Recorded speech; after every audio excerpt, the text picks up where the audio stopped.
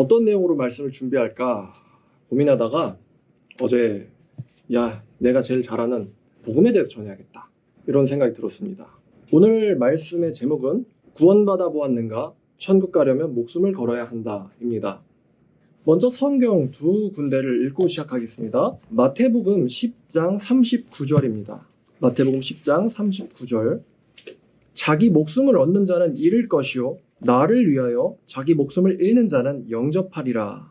근데 이제 34절부터도 좀 생각해 봐야겠네요. 내가 세상에 화평을 주러 온 줄로 생각하지 말라. 화평이 아니요 검을 주러 왔노라. 내가 온 곳은 사람이 그 아버지와 딸이 어머니와 며느리가 시어머니와 불화하게 하려 함이니 사람의 원수가 자기 집안 식구리라. 아버지나 어머니를 나보다 더 사랑하는 자는 내게 합당하지 아니하고 아들이나 딸을 나보다 더 사랑하는 자도 내게 합당하지 아니하며 또 자기 십자가를 지고 나를 따르지 않는 자도 내게 합당하지 아니하니라. 이 말씀 시간이 지날수록 조금 더 분명하고 선명하게 느껴지는 것 같습니다.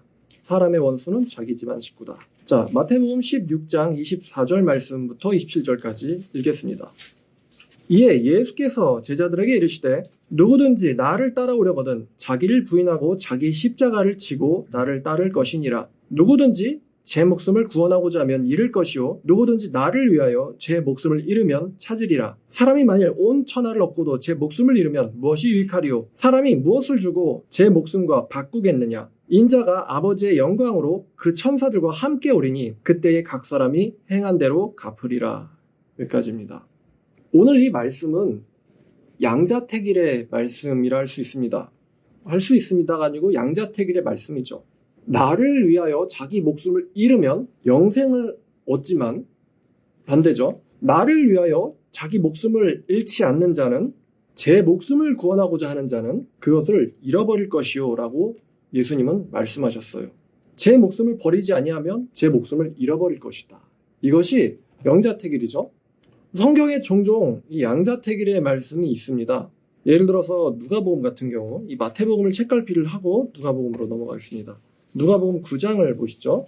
자, 여러분이 한번 굉장히 사람이 많은 유흥가 혹은 길거리나 아니면은 여러분이 예수 믿는다는 이유로 어떤 곳에 잡혀왔다고 생각을 해보시죠.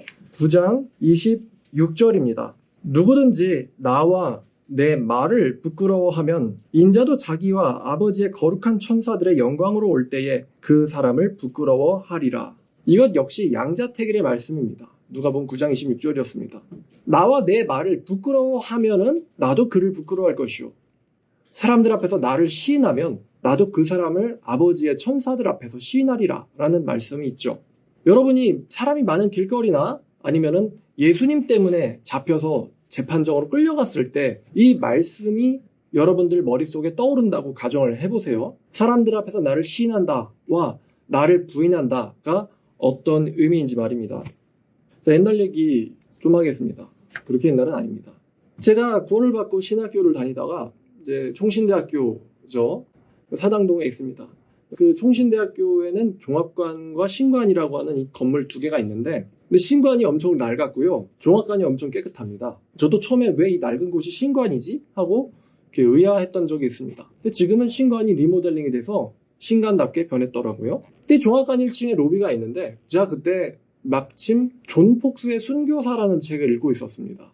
굉장히 우악스러운 책이고 웬만한 사람들, 강심장이 아닌 분들은 보시면 안 됩니다. 전부 다 살해당하는 이야기들 뿐이거든요. 예수 믿는다는 이유로 살해당했던 사람들, 이 사도들부터 이제 중세 시대까지 예수님을 믿는다는 이유로 살해당했던 사람들의 기록의 모음이 이 존 폭스의 순교사입니다. 이 순교사를 읽으니까 심장이 벌렁벌렁하고 떨리더라고요. 아, 무섭다. 근데 이 사람들은 왜 예수님 때문에 자기의 목숨을 버렸을까라는 질문이 머릿속에 있었습니다. 또 때마침 제가 그때 요한계시록을 읽고 있었거든요. 요한계시록 13장인데 요한계시록 13장을 읽다가 8절 말씀에 뭔가 있는 것 같아서 눈길이 꽂혔습니다. 13장 8절이 무엇이냐? 죽임을 당한 어린 양의 생명책에 창세 이후로 이름이 기록되지 못하고 이 땅에 사는 자들은 다 그 짐승에게 경배하리라. 그 다음 절이 뭔가 의미심장하죠. 이거 예수님께서 툭하면 하시는 전매 특허의 말씀입니다. 누구든지 귀 있는 자는 들을지어다. 죽임을 당한 어린 양의 생명책에 이름이 기록되지 못한 자는 전부 다 그 짐승에게 경배하리라. 이 말씀을 보니까 이런 생각이 떠오르더군요. 아니 그러면은 짐승에게 경배하지 않는 사람들이 있다는 소리네. 만약에 내 이름이 하늘의 생명책에 기록되어 있다면 나는 짐승에게 경배하지 않겠구나 라는 생각이 들어요. 여긴 두 종류의 사람만 있지 중간지대, 회색지대의 사람들은 없습니다. 이름이 생명책에 기록되어 있느냐 아니면 생명책에 내 이름이 없느냐 둘 중 하나지요. 흐릿하게 기록되어 있다. 기록되어 있지 않는 것 같다.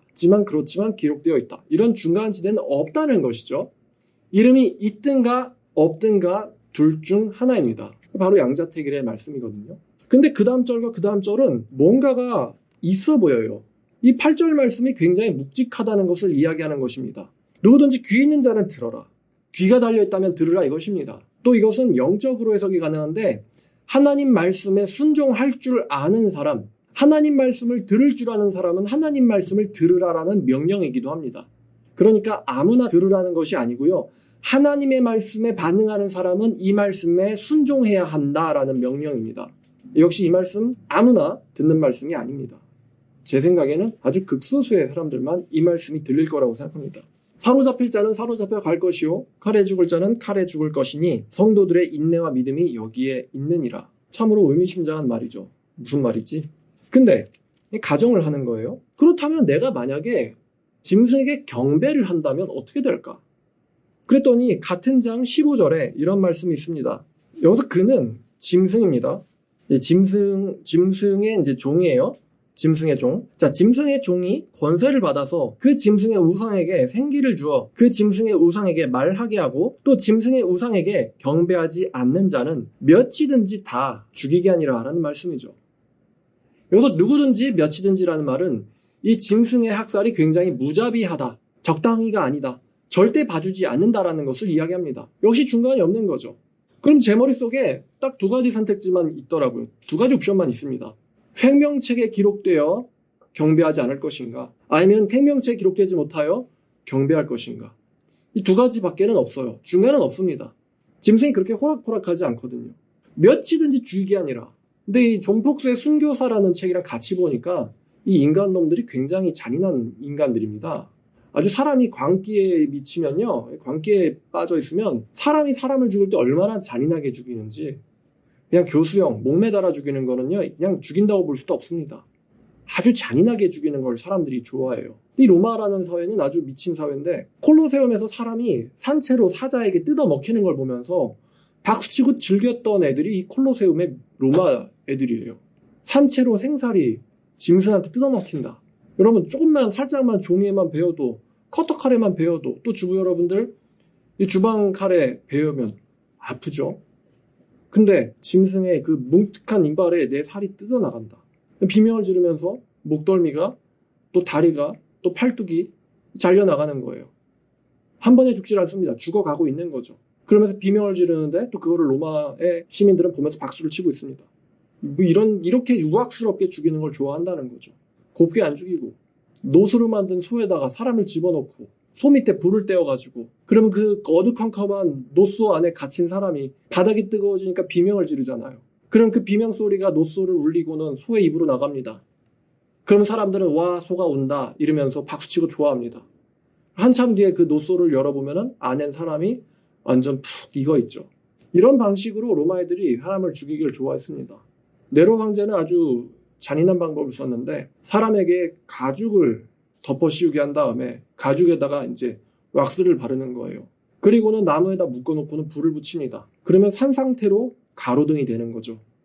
근데 그게 불이 타고 있는지라 묶여있는 사람은 비명을 지르면서 몸을 막 꿈틀거리게 했죠. 그것들을 보면서 야 박다 이렇게 살았던 사람들이 바로 이 로마인들이라는 것입니다. 아주 보통 광기가 아니죠. 근데 그런 것과 같이 이제 이 말씀이 오버랩이 되니까 그냥 죽여줄 때 안락사 시켜주던가 아니면은 교송을 하든가 그것도 아니면은 목을 베버리든가 그러면 좋은데 아주 상상 못할 잔인한 짓으로 이 짐승이 사람들을 죽이고 있는 거예요. 짐승의 종이 크리스찬들을 죽이고 있는 겁니다. 죽는 것도 무섭지만요. 이 죽기 전에 들어올 이 고통이 정말 무섭죠. 죽기 전에 들어올 고통이. 이거 2007년도에 일어났던 일인데 독일의 어떤 선교사가 이슬람 테러리스트들한테 잡혔어요. 터키에서. 근데 그 테러리스트들이 그 선교사, 독일인 선교사를 바로 죽이질 않고 터키에서 예수를 경배하는 자들의 목록을 내놓아라 라고 하면서 선교사를 고문하기 시작했습니다. 어떻게 되냐면 칼로 167군데 이상을 도려냈습니다. 항문의 살점 하나까지 전부 다 도려냈다고 하네요. 결국에 그 선교사는 죽었어요. 끝까지 리스트는 내놓지 않았죠. 산채로 살을 167군데를 도려낸다. 도려낼 살이 그만큼 냈을까요? 그 독일인 선교사는 터키의 교인들을 위해서 끝까지 입을 열지 않고 죽음을 맞았습니다. 이게 어떻게 21세기 2007년에 터키에서 일어날 수 있는 일인가? 이런 생각을 하니까 심장이 벌렁벌렁 하는 거예요. 두근두근합니다. 만약에 내가 이런 상황에 처했을 때 난 어떻게 행동해야 될까? 딱 두 가지 옵션만 있습니다. 생명체에 기록되어 무슨 일을 당하더라도 경배하지 않든가, 아니면 생명체에 기록되지 않았기 때문에 이런 고통 가운데서 배교를 하거나, 너무 아프니까 어쩔 수 없이 배교를 하는 거예요. 너무 아프니까 어쩔 수 없이 배교를 하는 거예요. 폭스의 순교사에서 읽었던 이런 내용이 떠오르는데, 로마 군인들이 한 부부를 잡았어요. 그리고는 남편에게 예수를 부인하라고 강요를 합니다. 그러자 그 남편이 예수를 부인하지 않죠. 그러자 아내를 데려와가지고 아내가 보는 눈 앞에서 남편의 눈을 뽑기 시작했어요. 뜨겁게 달궈진 쇠로 말이죠. 남편이 비명을 지릅니다. 그걸 본 아내가 할 말을 잃고 울죠. 그러자 로마의 군인들이 와서 그 아내한테 말합니다. 네가 지금 할 일은 이것인데 이 남편의 신앙을 버리게 해라. 그렇지 아니하면 이 남편을 죽일 것이다. 그러더니 아내가 울면서 남편에게 하소연을 합니다. 여보, 모른다고 부인해요. 우리 살아야죠. 그랬더니 그 남편이, 한눈이 뽑힌 남편이 소리를 지릅니다. 어떻게 당신은 내 아내로서 나더러 그리스도를 버리라고 할 수 있단 말이오. 그러자 그 울던 아내가 남편에게 말합니다. 여보, 내가 죄송해요. 잠시 미쳤었나 봐요. 그리고는 그 두 부부는 로마 병사에게 목숨을 잃었습니다. 이런 이야기가 존 폭스의 순교사에 기록돼 있어요. 이렇게 무시무시한 상황에서 내가 예수를 부인한다면 어떻게 될까? 가정이죠. 부인한다면 어떻게 될까? 그랬더니 그 부인하는 사람에게 들어올 입장에 대해서, 상황에 대해서 그 다음 장인 14장은 묘사를 하고 있습니다. 14장 9절부터 13절까지 보겠습니다. 또 다른 천사고 셋째가 그 뒤를 따라 큰 음성으로 이르되 만일 누구든지 짐승과 그의 우상에게 경배하거나 이마에나 손에 표를 받으면 그 사람은 하나님의 진노의 포도주를 마시게 되리니 그 진노의 잔에 섞인 것 없이 부은 순수한 포도주라. 그러니까 순수한 진노를 퍼마시게 된다는 거예요. 그 사람은 거룩한 천사들 앞과 어린 양 앞에서 불과 유황으로 고난을 받으리니 그 고난의 연기가 세세토록 올라가리로다. 짐승과 그의 우상에게 경배하거나 그의 이름표를 받는 자는 누구든 밤낮 쉼을 얻지 못하리라. 아마 이 고난의 연기가 올라가는 건요, 네로한테 붙잡혀가지고 길거리에서 가로등이 된 사람들, 그 사람들에게서 이 타는 연기가 계속 올라왔겠죠. 그런데 사람이 죽고 불은 꺼지면 이제 곧 그 사람을 매장을 해야죠. 근데 그런 비슷한 묘사를 하고 있어요. 그 연기가 이번에는 영원히 올라갈 것이다. 몇 시간 동안 올라가는 것이 아니라 세세토록 올라갈 것이다. 그러면서 부연 설명을 합니다. 누구든지 짐승에게 굴복하는 자는 영원히 밤낮 쉬지 못할 것이다. 그 다음 절 역시 아까 봤던 말씀이 나오는데 성도들의 인내가 여기 있나니 그들은 하나님의 계명과 예수에 대한 믿음을 지키는 자니라. 뭘 지키는 자라고 했습니까? 믿음을 지키는 자라고 말하고 있습니다. 그럼 믿음을 지키는 사람들이 있고 믿음을 지키지 못하는 사람들이 있다는 이야기겠죠. 믿는다고 다 같은 믿음이 아닌 겁니다. 믿음을 지키는 사람이 드러나는 것이고 믿음을 지키지 못하는 사람이 또 드러나는 것이죠. 또 내가 들으니 하늘에서 음성이 나서 이르되 기록하라. 아마 이거 하나님의 말씀일 거예요. 지금 이후로 주 안에서 죽는 자가 복이 있도다 하시매. 와, 이거 역설적 표현입니다. 죽임당하는 자는 복이 있다. 그죠? 사는 자는 복이 있다가 아니고 주 안에서 주를 위하여 죽는 자는 복이 있으니 기록하라는 거예요. 왜냐하면 그들은 성령께서도 증언하여 이르시되 그러하다. 그들은 수고를 그치고 쉬리니 이는 그들의 행한 일이 그들을 따름이라. 성부께서 말씀하셨고 성령께서 보증하셨습니다. 요한계시록엔 7복이 있는데 이 7복은 전부 다 영생과 관련되어 있습니다. 영생, 천국과 다 관련된 말씀들입니다. 어쩌자고 이 자유주의 신학자들은 지옥이 없다는 말을 하는지 모르겠어요. 하나님 이렇게 아주 엄중한 목소리로 경고를 하고 계신데 말이죠. 고난의 연기가 세세토록 올라가리로다. 그곳이 뭐 천국일까요? 하여튼 지옥 없다는 사람들은 성경을 아는지 모르겠습니다. 자, 이것 역시 양자택일입니다. 근데 제가 이 말씀을 총신대학교 종합관 1층에서 로비에 앉아가지고 성경을 보다가요, 깨달았어요. 두 가지밖에 없구나라는 거예요. 두 가지밖에 없구나. 중간은 없구나라는 것입니다. 예수와 함께 죽든가 아니면 예수에게 죽임당하든가 둘 중에 하나밖에 없다는 것입니다. 그리고 그 다음에 바로 이어서 온 생각이 뭐냐? 너도 나도 이제 신학교잖아요. 신학교를 치니까 지나다니는 애들은 다 뭐 하는 애들이겠어요? 믿는다는 애들이죠. 근데 제가 한 손에는 폭스의 순교사, 한 손에는 성경책, 특히 요한계시록을 읽다가 이 두 개를 조합을 해보니까 이런 생각이 드는 거예요. 우리가 믿는다 하지만 과연 성경이 말하는 믿음을 가지고 있는 사람은 몇 명이나 될까? 나한테도 할 수 있는 질문이죠. 과연 나는 성경이 말하고 있는 믿음을 가진 자인가? 여러분 벌써 지금 눈치채셨겠지만 여기서 말하는 믿음을 지키는 자니라 해서 믿음이 저 교회 다니는데요. 저 예수 믿어요. 왜 그러세요? 딴 사람한테 가서 전도하세요. 저 목사님 아들이에요. 이런 믿음을 말하는 것은 전혀 아닐 것입니다. 그런 믿음이 요한계시록에서 말하고 있는 진짜 믿음은 아니겠죠? 어제도 강남에서 전도를 하다 왔는데 진짜 젊은이들 엄청나게 많습니다. 엄청 많아요. 코로나고 뭐고 무슨 여러분 명동 사람 빽빽하잖아요. 그거의 한 80% 정도, 그러니까 옛날 명동입니다. 엄청 젊은이들이 많습니다. 그럼 여기에 믿는 애들이 10% 20%는 있을 거 아니에요? 근데 이런 믿음 가진 애가 있을까요? 강남에? 이런 믿음을 가지고 흔들러 오나요? 아닐 거란 말이죠. 정말 주님이 주시는 믿음을 진짜 믿음 가진 사람이 과연 서울에 있나? 그런 생각이 들 정도예요. 오죽하면은 우리가 전도할 때를 잘못 골랐나 지금? 지금 사막에서 물 찾는 건가? 이런 생각이 들 정도예요. 어제 어떤 사람한테 성경과 영생에 관심 없으신가요? 라고 물어봤더니 관심 없어요. 1도 없어요. 이렇게 얘기하더라고요. 그나마 그 사람은 두 문장을 이야기했습니다. 대부분의 사람들은 이러거든요. 다들 지옥 가고 싶어 하죠. 그 말이 하나님에게 녹음되었을 것 같습니다. 저요? 천국 가는 거요? 관심 없어요. 1도 없어요. 이렇게 얘기하는데 좀 더 도발을 할 걸 그랬어요. 하여간 저에게도 하나님이 계시다는 것은 인생을 걸 만한 문제니까요. 반대로 하나님이 없다면은 당장 이거 그만두고 돈 벌러 나가야 됩니다. 하나님 없는데 못하러 교회에 있으니까 다 필요 없는 짓들이죠. 하여튼 이렇게 누가복음도 그렇고 요한계시록도 그렇고 마태복음도 그렇고 양자택일의 말씀이 존재한다는 것입니다. 나는 생명책에 있는 쪽인가 생명책에 없는 쪽인가. 생명책에 있는 쪽에는 거기에 걸맞는 삶이 있고 생명책에 없는 쪽에는 거기에 걸맞는 삶이 있습니다. 저는 이 예수님의 말씀이 마태복음의 예수님의 말씀이 양자택일의 말씀으로 보이지 않았는데 어떻게 보다 보니까 이게 이렇게 읽히는 거예요. 누구든지 제 목숨을 구원하고자 하면 잃을 것이요 누구든지 나를 위하여 제 목숨을 잃으면 찾으리라. 이거를 영생 개념과 연결하면은 세상을 사랑해서 자기를 사랑해서 세상을 위해서 사는 인간들, 자기를 위해서 사는 인간들은 영생을 잃을 것이다. 그래서 제 목숨이 영생이죠. 그러나 나를 위해서 이 세상에서 자기를 포기하는 자는, 이 세상에서 자기를 사랑하는 것을 포기하는 자는 그것을 영원토록 보존하리라. 영생이에요. 근데 이게 양자택일의 말씀이라 하면요, 말을 좀 바꿔서 나를 위해서 제 목숨을 잃지 않는 자는 영생을 얻지 못한다는 이야기로 연결됩니다. 또 두 가지밖에 없는 거예요. 예수를 위해서 제 목숨을 잃는 자와 자기를 위해서 사는 자가 아니고 예수를 위해서 지 목숨을 잃지 않는 자, 둘밖에 없는 거죠. 그럼 예수를 위해서 자기 목숨을 잃지 않는 자는 다시 말하면은 자기를 위해서 사는 사람이죠. 둘밖에 없어요. 예수를 위해서 자기 목숨을 버리는 자냐 아니면 그렇지 않은 자냐. 그렇지 않은 자라면은 지옥 가는 사람이에요. 이거는 간단한 이분법이죠. 예수를 위해서 자기 목숨 잃는다, 그렇지 않다, 둘 중에 하나밖에 없는 거예요. 그러면서 예수님이 하신 말씀이 사람이 천하를 얻고도 지옥 가고 죽으면은 무슨 유익이 있냐 이거예요. 강남역 가니까 뭐 세계 최고 부자 뭐 이건희 아니면 뭐 이재용 씨 어쩌고 그러면서 막 항의하는 집회가 또 있더라고요. 이건희 씨 돈 가지고 다 못 쓰셨죠?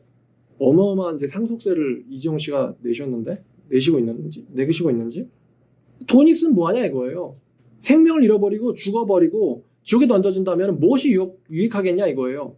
또 사람이 뭘 가지고 이 자기 지옥과 맞바꾸겠냐 이거예요. 자기가 지옥 가는 거를, 천국 못 가고 지옥 떨어지는 거를 사람이 어떻게 감당하냐 이거죠. 그러니까 천국 가는 문제를, 영생의 문제를 무엇과 바꿀 수 있겠느냐. 근데 지나가는 사람들은 관심 없어요 이러죠. 그러니까 제대로만 알면 어느 누구도 영생과 천국의 문제를 버릴 수는 없다는 거예요. 근데 그거를 버리고 있으니 사람들은 어리석다는 것이죠. 우리가 이제 이런 이야기를 하면 목사님 행위를 강조하시는구나 이렇게 말을 합니다만 저는 행위구원주의자가 절대로 아닙니다. 저는 루터 칼빈 아주 좋아하고 기독교의 아주 핵심 개념인 이신칭의라는 개념 역시 좋아합니다. 우리가 이제 믿음으로 구원받는다라고 말할 때 그 믿음은요, 종교개혁의 모토였습니다. 또 목표이기도 했습니다. 믿음으로 구원받는다는 거. 그래서 이 믿음으로 구원받는다, 이 말을 한자어로는 이신칭이라고 합니다. 믿음에 의하여 의롭다 칭함을 받다라는 뜻이죠. 이신칭의. 이신칭의 믿음이 로마서에서 발견되고 있거든요. 여러분이 로마서를 읽다 보시면은 믿음으로 의롭다 함을, 이 의롭다 함을 받았느니라, 의롭다 함을 받았다, 이런 표현들이 자주 나와요.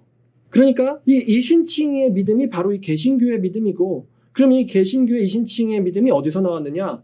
바울의 로마서입니다. 바울의 로마서예요. 바울의 로마서에서 나왔다 이거예요. 그럼 로마서에서 이신칭의 개념을 어디서 발견할 수 있는가? 뭐 여러 군데서 발견할 수 있겠지만 제가 주목한 부분은 바로 이 로마서의 4장입니다. 로마서 4장은 매우 어렵지만 주제만 알면 또 파악이 쉽습니다. 로마서 4장은요, 두 가지의 주제를 다루고 있는데, 하나는 우리가 어떻게 믿음으로 구원을 받는가, 우리가 가진 믿음이 어떻게 나를 의롭다 하는가라는 이 믿음의 작동 원리를 보여줍니다. 마치 기계가 작동하는 원리 같은 거죠. 믿음이 어떻게 우리를 의롭다 하는 걸까? 요거를 설명해주고 있고요. 두 번째는요, 우리가 어떻게 아브라함의 자손이 될 수 있느냐예요. 아브라함은 유대인이죠. 우린 유대인 아닙니다. 근데 어떻게 유대인이 아닌 우리가 아브라함의 자손이 될 수 있을까? 이 문제에 대해서 된다라는 것을 사도 바울은 어떠한 설명을 곁들여서 가르치고 있습니다. 우리가 아브라함의 자손이 된다라는 이야기가 로마서에 있다는 것을 또 보여드려야겠죠. 로마서 4장입니다. 자, 로마서 4장, 자, 11절, 12절. 아브라함이 할례의 표를 받은 것은 무할례시에 믿는 믿음으로 된 일을 인칭 것이니, 이는 무할례자로서, 이 무할례자는 이제 이방인이에요. 이방인들로서 믿는 모든 자들, 이방인들의 조상이 되어 이방인들도 의롭다 여기심을 얻게 하려 하심이라. 또한 아브라함은 할례자, 유대인들의 조상이 되었으니 곧 할례받을 자, 유대인들에게 뿐만 아니라 우리의 조상 아브라함이 무할례 시에 가졌었던 믿음의 발자취를 따르는 자들, 이 사람들은 이방인들입니다. 이방인들에게도 그러하니라. 이방인들에게도 아브라함은 조상이니라 라는 이야기가 나오고 있죠. 또 16절에 그러므로 상속자가 되는 그것이 은혜에 속하기 위해서라면 믿음으로 되나니, 이는 그 하나님의 약속을 모든 후손들에게, 후손들로 봐야 돼요, 굳게 하려 하심이라. 율법에 속한 자들에게 뿐만 아니라 유대인에게들 뿐만 아니라 아브라함의 믿음에 속한 자들, 이방인들에게도 그러하니.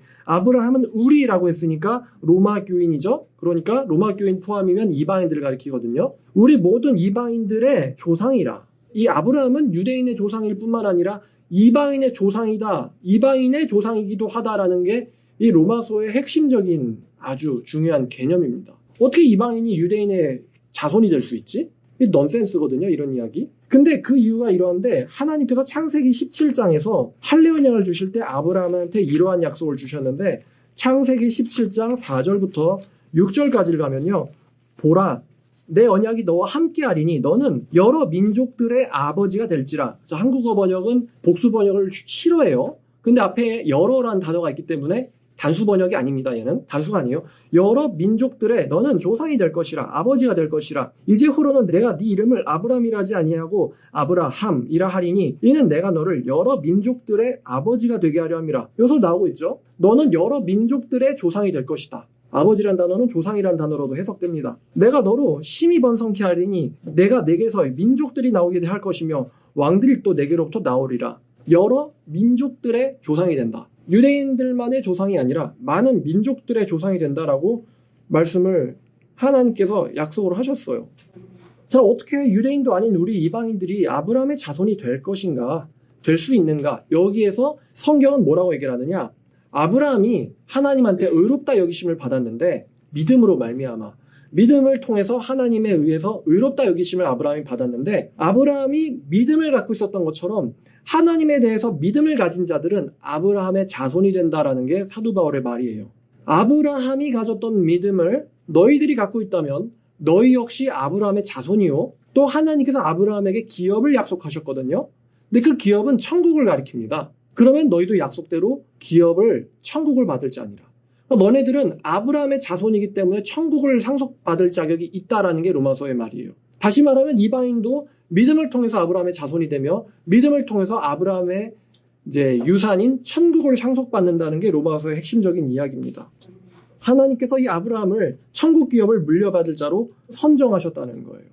자, 근데 우리가 중요하게 생각해야 될 개념이 있는데 누가 가졌던 믿음을 갖는 자라고 했죠? 아브라함이 가졌던 믿음을 갖는 자라고. 이거 제 얘기가 아니라 성경 얘기입니다. 성경 얘기. 12절에 나와 있잖아요. 로마서 4장 12절에 우리 조상 아브라함이 무할레 시에 가졌던 믿음, 우리 조상 아브라함이 무할레 시에 가졌던 믿음의 발자취를 따르는 자들에게도 아브라함은 조상이다. 그러니까 아브라함이 가졌던 믿음을 가지는 자들이에요. 아브라함이 가졌던 믿음을 가지는 자들. 이게 로마서가 말하는 믿음이에요. 그러니까 다시 정리하면 우리 개신교 혹은 기독교가 믿음으로 구원받는다라는 거, 이 종교개혁에서 나온 개념입니다. 오직 믿음으로. 그럼 여기서 오직 믿음으로 이렇게 된다. 이신칭이라고 했단 말이에요. 그럼 이 개념은 어디서 나왔느냐? 바울의 로마서에서 나왔어요. 그럼 바울이 말하는 로마서의 믿음은 어디서 나왔느냐? 창세기에서 아브라함에게서부터 나왔단 말입니다. 아브라함의 믿음이 바울에게서 소개되고 있고 그 바울에게 소개된 믿음을 종교개혁자들이 주장한 것이고 거기서 개신교가 나왔다 이거예요. 그럼 개신교인들의 믿음은 거슬러 올라가면은 누구의 믿음을 따라가야 됩니까? 아브라함의 믿음을 따라가는 거예요. 근데 우리가 보통 성경 배울 때 믿음의 조상 아브라함이란 말을 주일학교 때부터도 배운단 말이에요. 근데 이 믿음의 조상이라 그러면 그냥 뭐 믿음이 많으신가 보다 뭐 이렇게만 이해를 하고 있는데 이걸 다시 얘기를 하면은 믿음을 가진 자들의 조상이란 뜻이에요. 그러니까 나랑은 상관없는 믿음의 조상이 아니고 믿음을 가지고 천국가는 사람이라면 그 사람들의 조상이라는 거죠, 아브라함이. 그러면 아브라함이 가졌던 믿음을 우리가 잘 이해를 해야 되는데 뭐 너무나 유명한 이야기이기 때문에 간단하게만 이야기를 하겠습니다. 여러분, 아브라함의 믿음이 뭘까요? 아브라함이 왜 믿음의 조상이라고 불리게 됐죠? 무슨 사건 때문이에요? 모리아산에서 자기의 외아들 이삭을 죽이려고 했죠? 왜? 하나님이 이삭을 바치라고 명령을 했어요. 근데 이 사건 뭐 초등학생들도 잘 아는 사건이죠. 아브라함이 뭘 했는지. 전 동화책에서도 읽었는데 자, 창세기 22장 2절을 보면 1절도 볼까요? 하나님께서 아브라함을 시험하시려고 그를 부르시되 아브라함아 하시니 그가 이르되 내가 여기 있나이다.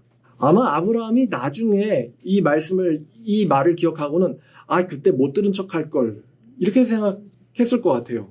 그때 그 전화 받으면 안 되는데 그저 안 됐었는데 왜 대답을 해가지고. 그러니까 하나님도 부른 다음에 대답하니까 이제 2절을 말한다 이거죠. 아브라함아, 네 아들 네 사랑하는 독자 이삭을 데리고 모리아 땅으로 와서 내가 내게 일러준 한 산 거기서 그를 번제로 드리라.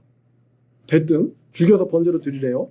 아브라함이 아침에 일찍이 일어나 나귀 한 장을 지우고 두 종과 그의 아들 이삭을 데리고 번제에 쓸 나무를 쪼개어 가지고 떠나 하나님이 자기에게 일러주신 곳으로 가더니 4절 제3일에 아브라함이 눈을 들어 그곳을 멀리 바라본지라. 가는데 3일 걸린 것 같아요. 그럼 3일 동안 이제 우리가 생각을 해봐야 돼요. 3일 동안 아브라함이 길을 가면서 무슨 생각을 했을까? 3일 동안 그 이삭에게는 죽음의 장소겠죠. 외아들을 이삭을 이 어린 귀여운 눈에 넣어도 아프지 않은 자식을 데려가면서 3일 동안 아브라함이 무슨 생각을 했을까? 차라리 그냥 당장 죽이라든가. 근데 지금 3일 동안 데려가고 있잖아요. 그럼 지금 이게 제대로 지금 마음을 아프게 하는 걸 지금 음미를 해야 된단 말이에요. 3일간. 왜냐면 3일 후에 얘의 운명은 뻔하니까요. 모리아산에 가서 죽여라. 아무 말도 안 하고 3일 동안 걸어가는 아버지의 심정이 어땠을까? 이 생각을 하는 거예요. 도망갈까? 하나님 무시하고 도망가서 그냥 갈대아우르로 들어가 버릴까? 아마 이런 생각 했을 것 같아요. 도망갈까? 지금 내가 뭐 하는 거야? 뭐 하는 짓이지? 가장 소중한 존재를 3일 동안 간직했다가 떠나보내야 되는 심정. 근데 마치 무슨 유월절 양 같은 생각이 들더라고요. 10일의 양을 골라가지고 14일까지 간직했다가 거기서 이제 나흘이긴 합니다만 또 예수님의 공생의 3년이 또 떠오르더라고요. 3년 동안 지상에서 사역하시고 3년 끝날 때쯤에 마치 아브라함의 심정과 하나님의 심정이 비슷하지 않을까? 예수님이 죽을 때는 정해져 있는데 죽을 때와 장소는 정해져 있는데 그 죽음의 시점으로 살고 계시는 예수님을 보면서 하나님 아버지 어떤 생각이었을까? 예수님도요. 나는 이제 그날 유월절 날에 죽을 건데 그날이 오면 죽을 건데 그 삶을 매일매일 시간을 보내는 예수님의 심정은 어땠을까? 시한부 인생이죠. 3년의 시한부 인생. 하나님이 아브라함에게 자식을 바치라고 이야기했던 이유는 아브라함한테는 자식만한 게 없었기 때문이에요. 많은 젊은이들이 돈이 좋고 성공이 좋다고는 하는데 아브라함은 돈과 성공은 이미 진작에 얻었던 사람입니다. 아브라함에게 유일하게 남은 게 그게 바로 이제 아들이 이삭이었어요. 아브라함이 이스마엘을 떠나보내는 말씀도 있는데 아침에 일찍 일어나 이 하갈과 이스마엘에게 무리 든 가죽 부대를 쥐어주면서 떠나보냅니다. 그러면 이 광야의 땅에서 가죽 부대를 하나 지어주고는 자기 자식을 이 와이프의 시기와 질투 때문에 떠나보내야 하는 이 아버지, 뭐 사라 입장에서는 하갈과 이스마엘 싫었을 수도 있어요. 그런데 그래도 아브라함의 입장에서는 이스마엘도 그렇고 자기 아들이에요. 근데 하나님께서 떠나보내. 내가 걔를 지켜줄 거고 아내가 원하는 대로 해 라고 해서 하갈과 이스마엘을 떠나보냅니다. 아브라함이 아침에 일찍 일어나서 맨날 아침에 일찍 일어나요, 이 사람. 아침에 일찍 일어나서 물 한 자루 쥐어주면서 아들한테, 그 어린 아들한테 가라 이렇게 보내는 아버지의 심정이 뭐 매몰찼을 수도 있겠죠. 엄마와 아들을 같이 쫓아보내니까. 종을 시킨 것도 아니고 자기가 직접 쥐어주면서 빵과 물을 쥐어주면서 가라 그랬어요. 그리고 멀어져가는 그 아들을 바라보는 아빠의 심정은 어땠을까? 한번 그런 생이별을 한 것도 모자라서 이번에는 마지막 남은 사람인데 이삭을 드리래요. 잘 알다시피 아브라함은 이삭을 드리려다가 하나님이 막아서 멈췄습니다. 나이가 먹을수록요, 버릴 게 참 많아요. 나이가 많다는 거는 자기가 이루어 놓은 게 많다는 뜻이거든요. 그러니까 버릴 게 참 많습니다. 그러니까 나이 많을수록 뭐 탐욕이 생긴다고 버릴 게 많아서 그래요. 아니, 버릴 게 많으니까. 근데 젊은 사람들은요, 뭘 이룬 게 있어야지 뭘 포기를 하죠. 솔직히 사업을 해가지고 막 매달 몇 천만 원씩 버는 사람, 혹은 뭐 몇 억씩 버는 사람이랑 지난번에 이런 말씀 드렸는데 롯데 시그널 같은 데 살면서 야, 월세 2,500이 뭐야? 1년에 3억도 못 버냐, 인간이? 이렇게 생각하는 사람도 분명히 있단 말이에요, 대한민국에는. 1년에 집세로 3억도 못 내냐? 이런 사람도 있어요. 그런 삶을 사는 사람이랑 이제 막 고등학교 졸업해가지고 가진 게 있어야 버릴 게 있죠. 뭐 이루어 놓은 게 있어야, 뭐 죽어라고 피땀 흘려가지고 뭔가를 이루어 놓은 게 있어야 그걸 또 버릴 게 있죠. 근데 이 아브라함이 유일하게 남은 게 이 아들인데, 이 사업적인 성공은 진작했단 말이에요, 이 사람. 사업도 성공했죠. 전쟁에서도 대승을 거뒀어요.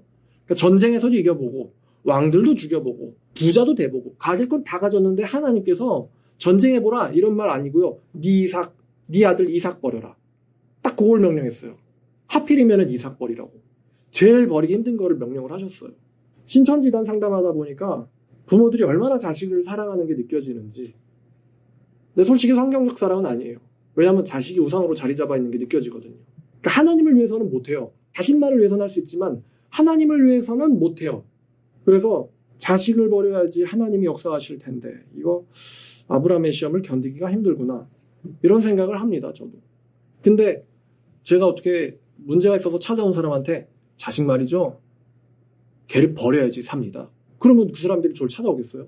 버려야 산다는 거를 제가 얘기를 해주면 걔를 살리려고 찾아온 건데. 역설이죠. 버리면 살 것이요. 붙잡으면 놓칠 거다. 같은 생각을 제가 하면서 제 22살이에요. 22살에. 하나님한테 뭔가를 드리고 싶은데 하나님께 드려야 될 게 뭘까? 근데 지금 생각해보면 되게 좀 유치하고 좀 웃음이 날 것도 같아요. 무슨 재수생이 드릴 게 있습니까? 뭘 한 개 있어야지 드리지. 뭐 서울대 의대를 다니다가 이걸 포기했다는 것도 아니고 카이스트를 다니다가 포기했다는 것도 아니고 아니 법무법인을 차렸는데 그걸 포기했다는 것도 아니고 이제 막 사회에 나가지도 않은 애예요. 근데 뭔가를 버려야 된다 그러면서 망설였어요. 제가 그때 망설였습니다. 하나님께 자기를 드린다는 거죠. 되게 망설였어요. 근데 아마 성공을 이룬 사람들이면은 비웃을 수도 있어요. 쥐가 얼마나 몸값이 된다고 저러는 거야. 근데 어쨌거나 저한테는 제 자신이 전부였기 때문에 자신을 드린다는 게 망설여졌어요. 그럼 내가 하나님한테 드려야 될 게 뭐지? 했을 때 제가 드릴 수 있는 거는 제 인생이었어요. 인생. 여러분, 인생을 영어로 하면 뭡니까? 라이프죠. 또 라이프를 다시 또 번역을 하면은 목숨입니다. 한국 사람들은 인생과 목숨을 구분을 하거든요. 단어가 달라요. 근데 영어로 가면요. 인생도 목숨도 다 라이프예요. 그러니까 서구 사람들은 목숨을 한국 사람들만큼 중요하게 여기는 것 같지는 않아요. 근데 한국 사람들한테는 인생 따로 목숨 따로예요. 목숨이 제일 중요하죠. 근데 주님을 위해서 목숨을 버려야 된다. 이 말을요. 영어로 바꿨다가 다시 또 한국어로 바꾸면은 주님을 위해서 인생을 드려야 된다라는 말을 저는 하고 있는 거예요. 주님을 위해서 인생을 드려야 된다. 인생을 못 드리는데 목숨을 어떻게 드립니까? 아니면 반대로 목숨은 드린다면서 인생은 안 드리는 건 또 말이 안 되겠죠?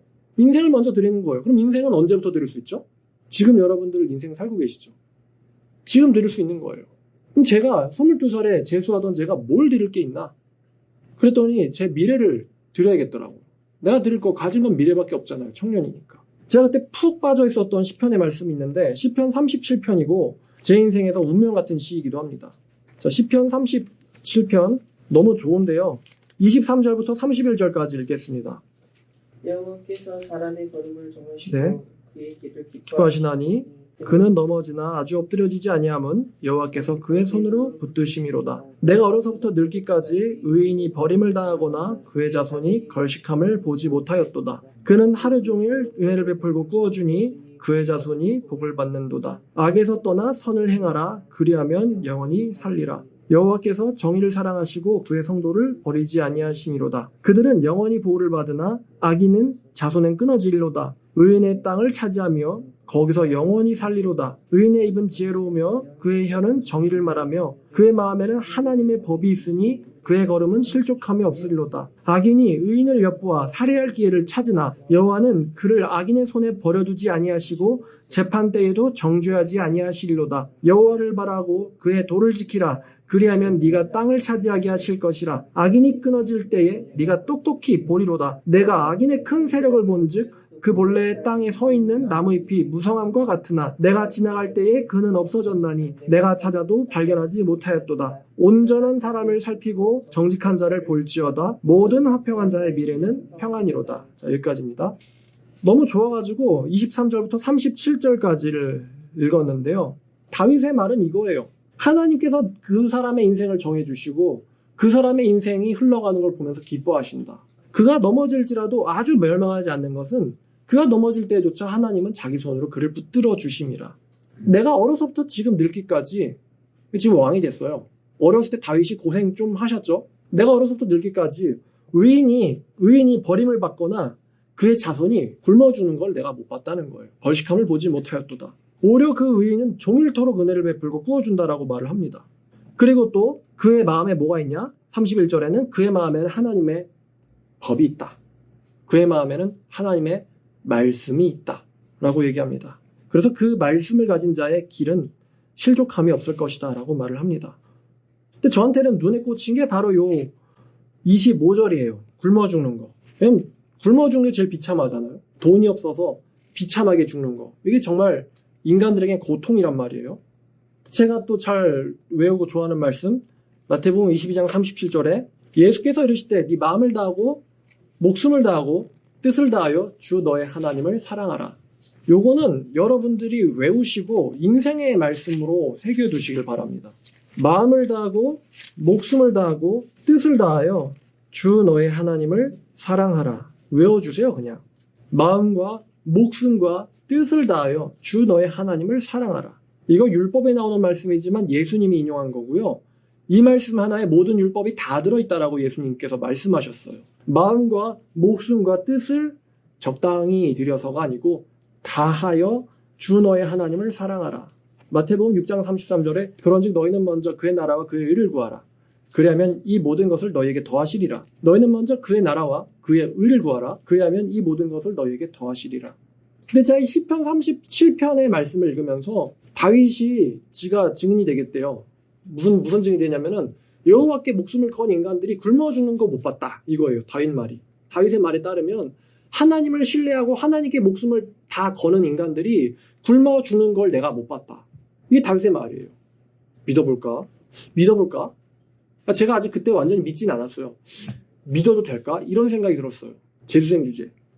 제가 이거를 믿어볼까라는 생각에서 믿어야겠다.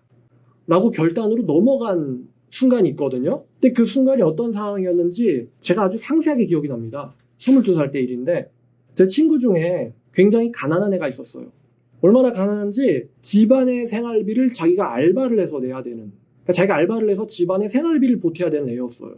그 당시 시급이 4,000원이었습니다. 그럼 요즘 알바하는 애들은 언제적 이야기야? 이렇게 생각하실 수 있겠죠. 그래서 그 친구가 알바를 해가지고 대학생인데 꾸역꾸역 집안에다가 생활비를 내주고 있었습니다. 근데 그 친구랑 만나면은 걔는 돈 이야기밖에 하질 않아요. 돈 이야기만 해요. 사람이 살려면 돈이 있어야 된다. 돈이 없으면 살 수가 없다. 이 모든 게 다 돈이다. 뭐 돈이 있어야지 병원을 갈 수가 있다. 돈이 있어야지 아파도 걱정이 없다. 항상 어떻게 22살 저랑 동갑이니까 어떻게 22살짜리 입에서 돈 이야기밖에 나오질 않아요. 돈 이야기만 나와요. 사람이 돈이 있어야 돼요. 택주야, 돈이 있어야 돼. 돈이 없으면 안 돼. 돈이 없으면 고생해. 그렇게 얘기를 하더라고요. 집안이 너무 가난해서 힘드니까. 근데 제가 그 친구랑 정자동에 있는 어떤 유명한 삼겹살 집에 갔어요. 거기서 삼겹살을 아주 맛있게 먹고 제가 그 친구한테 삼겹살을 사줬습니다. 그 친구한테 삼겹살을 사주면서 이제 배 다 부른 상태에서 그 삼겹살집 앞에서 이런 대화를 했어요. 돈이 있어야 돼, 택주야. 근데 제 마침 머릿속에는 시편 37편 밖에 없었거든요. 그래서 그 친구한테 이렇게 물어봤어요. 야, 우리나라가 말이야, 열심히 일해도 굶어 죽는 나라냐? 그랬더니 걔가, 그건 아니지. 야, 그러면 우리가 마음으로는 최선을 다해서 하나님을 사랑하고 또 최선을 다해서 내게 주어진 일을 열심히 다하면은 굶어 죽을 일은 적어도 없는 거 아니냐? 그랬더니 그건 그렇지 이러더라고요. 그러니까 제 말은 왜 걱정하는 거냐 이거예요. 네가 걱정하는 일, 굶어 죽는 일, 비참하게 되는 일은 절대 안 일어나. 네가 최선을 다해서 사는 이상은 그런 일은 절대 안 일어나. 제 얘기는 그거예요. 하나님을 위해서 목숨을, 인생을 걸어야 되는 거 아니야? 하나님을 위해서 인생 목숨 걸고 또 네가 최선을 다해서 현실을 살면 네가 걱정하는 일은 죽어도 안 일어나는 거 아니야? 그렇다는 거예요. 그러면 하나님한테 목숨 걸면 되겠네. 하나님 위해서 목숨 걸면 되겠네. 그 말을 제가 그 친구한테 해주면서 나도 하나님한테 목숨 걸고 살아야겠다 라는 생각이 들더라고요. 인생을 들여야겠다. 근데 무슨 돈 한 번 지 손으로 1,000원도 못 벌어본 애가 하나님을 위해서 인생을 건다는 소리를 하니 참 여러분들이 생각하면 웃을 수도 있어요. 저한테는 심각했단 말이죠. 22살의 저한테는. 그래서 혹시 내가 하나님을 위해서 살았다가 대성할 수 있는, 대성공을 거둘 수 있는 사람인데 하나님 위해서 살았다가 쪽박치고 망하면 어떡하지? 그런 걱정을 하는 거예요. 1,000원도 안 벌어본 애가, 사업의 사자도 모르는 애가, 시옷도 모르는 애가 내가 하나님 버리고 살면은 대성을 할 수가 있는데 하나님 위해서 살았다가 망하면 어떡하지? 걱정이 막 여기까지 차가지고 웃기죠. 이런 생각을 속으로 하니까. 근데 저한테 그때 심각했다니까 그게. 하나님을 위해서 안 살았으면 마치 무슨 빌 게이츠라도 될 수 있었던 것처럼. 마태복음 6장 26부터 30절까지는 뭐 주일학생들이라도 아는 말씀이 있는데 공중의 새를 봐라. 걔는 심지도 않고 거두지도 않고 계좌도 없어요. 창고에 모아들이지도 아니하되 너희 하늘아버지께서 기르시나니 하나님이 새를 기르는데 너는 이것들보다 귀하지 않냐? 여러분 비둘기 보고 생각해봤어요? 여러분 걔네가 창고가 있습니까? 아니 걔네가 은행 계좌가 있나요? 근데 더럽게 안 줄어요. 그죠? 오죽하면은 정부에서 현수막을 붙여가지고 제발 쟤네들한테 월급 좀 주지 마세요. 쟤네 좀 지들 스스로 벌어먹게 합시다. 현수막 붙어있잖아요. 먹이 주지 마시오. 막 양지역 같은 데 가면 끔찍해요. 막 횡단보도를 중간에 점거하고는 그 중간에 쉼터에 비둘기들이 배를 깔고 앉아있는 걸 보면요. 이게 지들 앉으라고 만든 건지 아니면 인간들이 쉬라고 만든 건지 헷갈릴 정도로 비둘기가 많습니다. 근데 걔네들이 오늘 밥 뭐 먹지?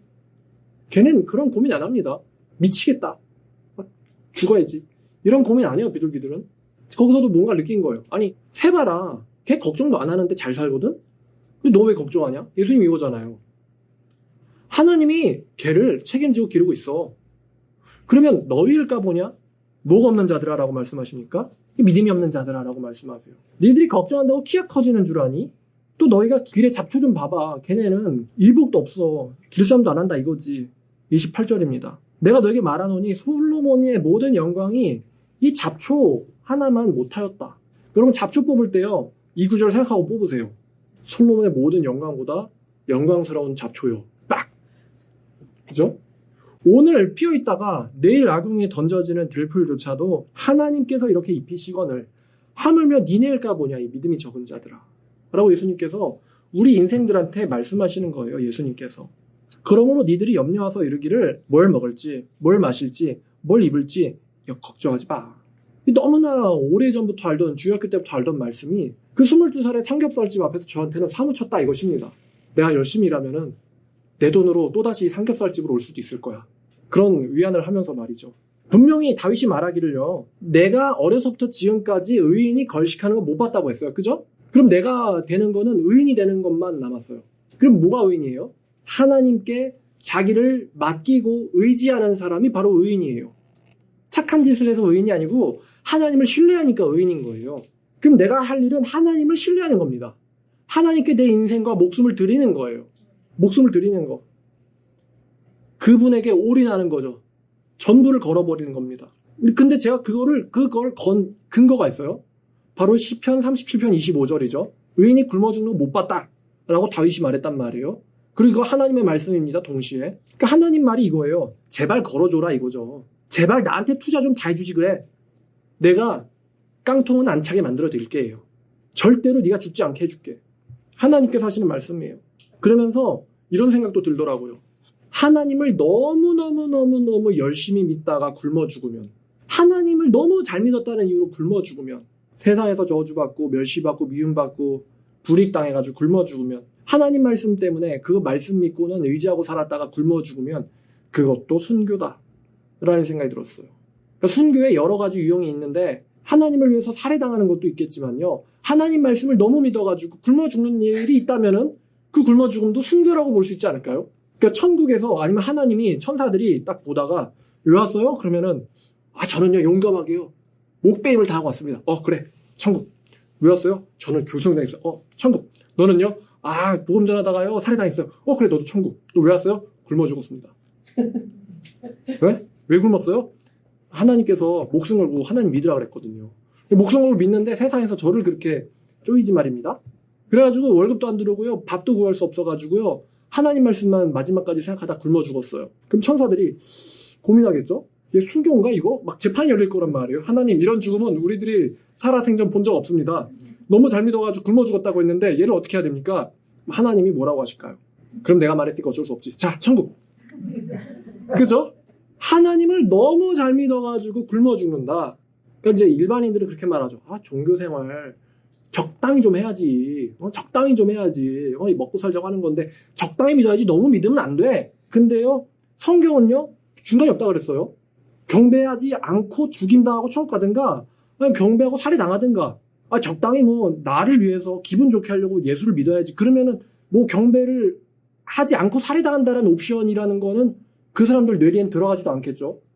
나를 위해서 하나님 믿는 거지, 하나님 위해서 내가 목숨 버려? 미쳤어? 그거는 사이비 종교나 그런 거지. 그렇게 생각할 거예요, 분명히. 근데 성경은 그렇게 말하고 있다는 거예요. 그러니까 제가 그때 돈 한 푼 못 벌어봤으면서 이 37편 25절 말씀을 듣고는 그래, 한번 굶어주는 것도 맡겨보자 하면서 제가 그때 제 목숨을 체념했어요. 삼겹살집 앞에서. 22살에. 저 어디냐 그러면 제가 모셔갈 수 있습니다. 그 앞에. 아직도 있거든요, 그 자리가. 근데 삼겹살집이 바뀌었어요. 그래서 제가 하나님한테 미래를 드려야겠다. 목숨을 걸고 살아야겠다. 그때 제가 하나님한테 뭘 드릴 게 있을까라고 고민을 해보니 여기도 나와 있지만 그의 마음에는 하나님의 법이 있다고 했어요. 그럼 일단은 내가 내 인생을 하나님한테 드리려면은, 그죠? 여러분의 전 재산을 어떤 투자 상품에다 걸려면 말이죠, 그 투자 상품 설명서를 읽어야 되지 않겠습니까? 여러분이 하나님을 위해서 여러분의 인생을 다 하나님한테 바치기로 했다면요, 하나님의 설명서인, 인생 설명서인 성경을 읽어야 되지 않을까요?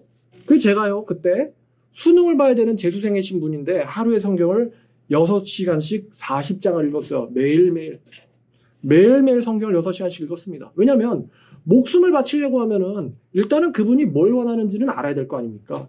그분이 어떤 캐릭터인지, 그분의 특성은 무엇인지, 어떤 성격이신지, 어떤 삶을 원하시는지, 좋아하시는지를 알아봐야 되잖아요. 그래서 누가 저한테 시키지 않았어요. 성경에 올인했어요. 재수생이 6시간이나 투자한 거면 거의 올인이죠. 그러니까 성경도 안 읽는데 무슨 하나님을 위해서 삽니까? 넌센스죠, 이거는. 성경도 안 읽는데, 여러분, 하나님을 위해서 우리가 희생을 많이, 여러 종류의 희생할 수 있어요. 말씀 받고 선교 떠나는 인간도 있고요. 말씀 받고 오지 가는 사람도 있고요. 말씀 받고 사회복지 무슨 시설 운영하시는 분들도 계시고, 말씀 받고는 말씀 때문에 이름도 없이 그냥 키다리 아저씨처럼 몰래 사회에다 기부하는 분들도 있고요. 연예인들 중에서 그런 분들이 있고요. 하나님 말씀 받고는 주는 것이 받는 것보다 복이 있다 이러면서 실천하는 사람들 많이 있습니다. 어떤 사람들은 선교하다가 살해당하기도, 순교당하기도 합니다. 하나님을 위해서 희생하는 거죠. 근데 하나님을 위해서 하는 희생 중에 가장 쉬운 게 뭘까? 앉아서 성경 보는 거예요. 성경 보는 거. 제일 쉬운 희생입니다. 내 시간을, 요즘 롤이라는 게임이 유명한데, 게임할 시간을, 영화 볼 시간을, 친구 만날 시간을, 술 마실 시간을, 또 공부할 시간을, 핸드폰 볼 시간을 쪼개서 하나님의 말씀인 성경을 읽고 이해하는 데 투자하는 것입니다. 이게 가장 기본적인 희생이고요. 요거를 못하는데 무슨 주님을 위해서 인생을 드립니까? 그래서 성경을 아주 열심히 제가 보았어요. 믿음에는 어떤 결단이 필요합니다. 제가 그 삼겹살집 앞에서 믿을까? 믿어보자라고 하필이면 제 앞에 그 친구가 있었기 때문에 왜 돈 걱정을 하는 걸까? 그 삼겹살도 내가 사줘서 먹고 있는데 돈 얘기하는 그 친구 보면서 혹시 이 모습이 내 모습 아닐까라는 생각이 들었어요. 거기서 제가 여기서 일로 넘어가려고 생각했던 것처럼 여러분에게도 어떤 결단의 시점이 필요해요. 단호한 결단. 하나님에서 인생 드려야겠다. 그러면 하나님이요. 너무 여러분들이 하나님을 신뢰하고 의지하고 믿어서 하나님이 난처해질 정도로 하나님을 믿어보세요. 하나님이 난처해질 정도로. 하나님 땡땡. 아씨 내가 도와준다고 약속했는데 쟤 너무 날 믿네. 너무 날 믿네. 곤란한데 이거. 내가 손이 짧아서 저기까지는 못 도와주는데 어떡하지? 아씨 쟤 굶어 죽으면 내가 거짓말쟁이가 돼서 안 되는데. 왜 이렇게 잘 믿고 난리야. 좀 적당히 믿으라고. 돈 좀 사랑하고 네 자신을 좀 네 몸처럼 사랑해. 왜 이렇게 나를 위해서 죽겠다고 난리야 라고 하나님이 난처하실 정도로 한번 믿어보세요. 쟤는 세상 욕심 좀 부려보지. 왜 이렇게 나를 믿지? 나를 믿는다고 밥이 나오니 돈이 나오니 나 좀 그만 믿고 돈 좀 사랑해봐라 얘야. 이렇게 말씀이 나올 정도로 하나님을 믿어보시길 바래요. 말라기 3장 10절에는 11조 얘기가 있긴 합니다만 후반부를 보면 그렇습니다. 너희들이 온전한 11조를 창고에 들여 나의 집에 양식이 있게 하고 그것으로 나를 시험해서 내가 하늘 문을 열고 니들에게 복을 쌓을 곳이 없도록 하는지 시험해봐라. 하나님을 시험해보라라는 말이 있습니다.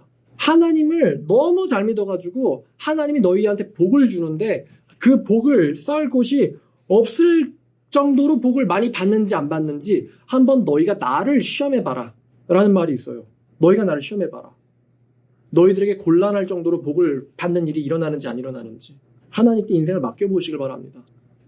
누가복음 6장 38절에는 이런 말씀이 있는데 주라 그리하면 너희에게 줄 것이요 곧 후이되어 누르고 흔들어 넘치도록 하여 너희에게 안겨주리라. 다시요. 주라 그리하면 너희에게 줄 것이요 주실 것이요 곧 후이되어 누르고 흔들어 넘치도록 하여 너희에게 안겨주리라. 너희가 헤아리는 그 헤아림으로 너희도 헤아림을 도로 받을 것이니라. 근데 이 말씀을 예수님이 하셨잖아요. 그러면은 우리가 하나님한테 드리면 하나님이 더블로 준다는 이야기 아니겠어요? 너희가 하나님께 나에게 너네들의 인생을 주면은 내가 그거를 흔들어 넘치도록 해서 너에게 되돌려 주는지 안 주는지 너희가 한번 시험해 봐라라는 거예요. 물론 이것을 이웃에게 적용할 수도 있습니다. 이웃에게 헌신하고 희생하고 봉사하는 걸로 예수님의 말씀을 실천할 수도 있죠. 대부분의 이 말씀은 이렇게 쓰입니다만 하나님이 하신 말씀이니까 하나님한테 인생을 주면 하나님이요 갑절로 되돌려준다는 이야기이기도 해요. 그분이 친히 하신 말씀이니까요. 여러분이 하실 게 있는데 그게 바로 기도예요. 기도. 인간은요 자기 목숨을 너무나도 사랑해서 절대로 놓지 않습니다. 절대로 놓지 않아요. 하나님만 믿습니다라고 하면서도요 하나님이 아닌 자기 자신, 자기의 인생, 자기의 돈, 자기의 평강 온갖 우상들을 사람은 꽉 잡고 절대로 놓지 않습니다. 그게 인간이에요. 저도 그렇고요. 절대로 자기 인생을 포기 못하는 게 인간입니다. 아까 예수님이 말씀하셨지만 사람이 무엇을 주고 자기 목숨과 바꾸겠느냐. 절대 못 나요 이거. 절대 못 논단 말이에요. 근데 그것을 놓게 해서 하나님만을 의지하고 붙잡게 만들어 주시는, 변화시켜 주시는 분이 바로 이 하나님이에요. 하나님. 왜 하나님이 다윗에게 일반인들은 견디지 못할 만한 고난을 줬을까요? 하나님이. 그냥 기름 부었으니까 바로 왕시키면 되는데 사울이라는 사람 시켜가지고 얘를 죽어라고 고난을 받게 만듭니다. 왜 다윗이 그런 죽음에 가까운 고난을 받았을까? 이유는 단 하나죠. 하나님을 의존하는 법을 배우게 하려고. 머리로만이 아니라 실전에서 하나님만 의지해서 양식도 목숨도 거는 법을 배워보게 하려고 하나님이 사울이라는 사람을 재료로 다윗을 연단시킨 거예요. 다윗이 연단을 다 하고 나서 보니까 내 죽는 줄 알았는데 굶어 죽는 줄 알았는데 왕이 됐다 이거예요. 그래서 쓴 시가 37편이에요. 하나님 믿어봐라 굶어 죽나. 악인 봐라 잘 되나. 걔 잘 나가다 사라지더라고. 근데 의인을 찾아봐라. 걔가 끝이 어떻게 되나. 그의 끝은 평강이다. 다윗이 인생을 경험한 다음에 쓴 시가 37편이에요. 여호와를 기뻐하라. 그리하면 그가 네 마음의 소원을 이루어 주시리라. 지 간증이에요. 여호와 좋아했더니 왕을 시켜주더라. 왕인 인간 끌어내리고 목동이었던 나야. 겨우 목동이었던 아빠가 자식이라고 소개해주기도 불편했던 나를 왕시켜주시더라 이스라엘에. 그러니까 여호와를 기뻐해봐. 그가 네 마음의 소원을 내게 이루어 주시리라. 여호와를 믿어봐. 그가 내 성공을 대낮에 비처럼 가져올걸. 다윗이 자기 인생 경험하고 쓴 인생시가 37편이에요. 좀 하나님께 인생 버리게 해달라고 온전한 믿음을 갖게 해달라고 내게 믿음이라는 게 좀 생기게 해달라고 하나님께 기도해보세요. 저 믿는데요. 제가 봐도 거짓말이에요. 믿음을 가져본 적이 없어요. 그런 사람들은. 믿음이 뭔데? 아브라함처럼 한번 자식 데리고 모리아산을 올라가 봤어요? 아니면 모세처럼 부귀영화를 당장 누릴 수 있는 파라오의 아들인데 그거 버리고는 이스라엘 백성들한테 같이 고난당해 봤어요? 바울처럼 집안 빵빵한 집안 다 버리고는 나사렛 예수 이단이라고 불리는 그 집단의 사도가 돼가지고 순교당해 봤어요? 믿음이 뭔데? 루터처럼 신부고 교수로서 모든 걸 다 가졌음에도 오직 진리, 정의라는 개념 그 하나 세우려고 로마 천주교의 적이 되어가지고 종교재판 받아봤어요? 칼빈처럼 칼빈 미워하고 죽이려는 사람들 많은데 온몸이 병들어서 아파서 죽어가고 있으면서도 하나님의 도시 제네바 세워야겠다. 그러면서 인생 마친 사람 되어봤냐 이거예요. 믿음이 뭔데? 그런 것들을 여러분들이 가져본 적이 있나요? 우리가 말한 믿음의 선진들이 그런 사람들이에요. 안타깝지만 대부분의 사람은 믿음이 뭔지를 모릅니다. 가져본 적 있어야 알지. 교회 가는 거 무슨 믿음이 필요합니까? 대한민국 민주주의에서 교회 가는데 무슨 믿음이 필요합니까? 아침 일찍 일어나가지고 버스 타면 되는 거지. 근데 성경에 말하는 믿음은 그런 믿음이 아니란 말이에요. 믿음을 지켜내는 자.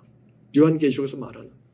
완전 내가 보기엔 불가능한 일인데 골리앗이야. 완전 불가능해요. 근데 난 못하거든요. 무슨 내가 이스라엘에 내 개로 보여서 막대 들고 나왔냐? 골리앗이 웃잖아요. 그게 상식적인 판단이에요. 근데 다윗은 나갔어요. 하나님이 쟤를 남겨둘 리가 없다. 그걸 나한테 기름 부어줬잖아요. 그러면 쟤는 오늘 내 앞에서 쓰러진다. 그걸 믿는 거예요. 상식적으로는 불가능하지만 말씀하셨기 때문에 믿는 거예요. 그리고 나가는 거예요. 물론 두렵겠죠. 그러나 하나님이 그와 함께 하신다는 거예요. 물론 두렵겠지만 하나님이 함께 하신다는 그게 믿음이에요. 기도원처럼 하나님 얘만 좀 적셔주시면 안 돼요? 우연인가? 그러면 이번에 바닥만 적셔주시면 안 돼요? 두려우니까 그런 걸 하는 거예요. 하나님 앞에서. 정말 날 쓰실 거예요? 가보라고요? 3만 명이나 모였는데 다 떠나보내라고요? 300명이면 충분하다고요? 뭐? 칼도 필요 없어요? 그래도 가는 거예요. 하나님이 말씀하셨으니까. 믿음이거든요, 그게. 삼손같이 힘이 센 사람들은 자기를 믿으니까 여호와를 잘 믿지 않으려고 하죠. 그러다가 이제 나중에 눈 뽑히지만. 근데 기도원 같은 사람 겁쟁이니까 자꾸만 망설이는 거예요. 두려움이 있어요. 삼손이 두려워했다 이런 말은 없어요. 근데 기도원 같은 사람, 여호수아 같은 사람 일반인이니까 두려워하죠. 그래서 하나님이 담대해라, 담대해라, 담대해라, 담대해라. 내가 너와 함께함이라 담대해라. 담대하란 말 자꾸 하는 거예요. 겁쟁이니까 그 사람들이. 여러분들이 여러분들의 인생을 버리고 하나님을 의지할 수 있게 해달라고 기도해보세요.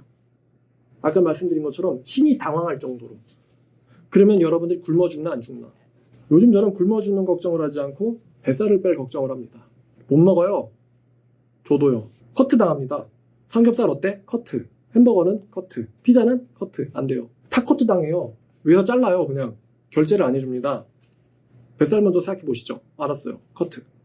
여러분 하나님 믿고 의지하고 살면은 후에 흔들어서 넘치도록 주시지 빈손으로 절대로 되돌려 보내지 않으신다는 이 하나님의 약속을 믿어보시길 바랍니다.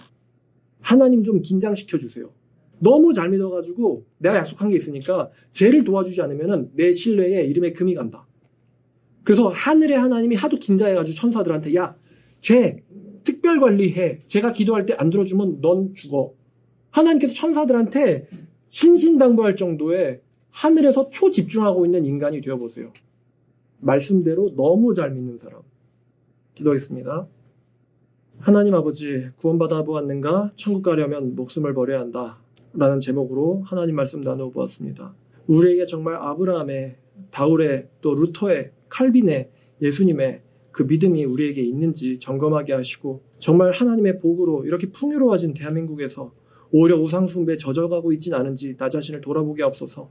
아버지께서 세상의 모든 평화를 주관하시며 또 원하시면 전쟁을, 원하시면 평화를 주십니다. 아버지께서 선물로서 대한민국에 평화를 주셨는데 이 자유와 평화를 내 자신의 정욕을 채우기 위해서 쓰는 것이 아니고 하나님의 영광을 위해서 이 자유와 평화를 쓸 줄 아는 지혜로운 종들 될 수 있도록 도와주시옵소서. 또한 믿음이 없는 자가 있다면 주님께서 믿음이 무엇인지를 가르쳐 주시기를 원합니다.